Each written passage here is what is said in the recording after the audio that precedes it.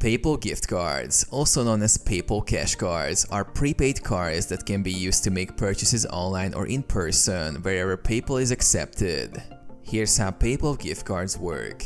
Purchase. PayPal gift cards can be purchased from various retailers or online platforms. They come in physical or digital formats, depending on the retailer. Activation. After purchasing a PayPal gift card, it needs to be activated before use. Activation typically involves either registering the card online or following instructions provided with the card.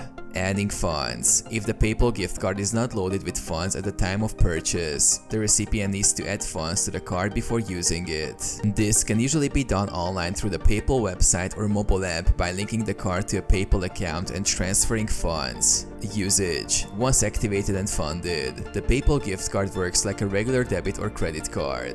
The recipient can use it to make purchases online or in-store at merchants that accept PayPal as a payment method.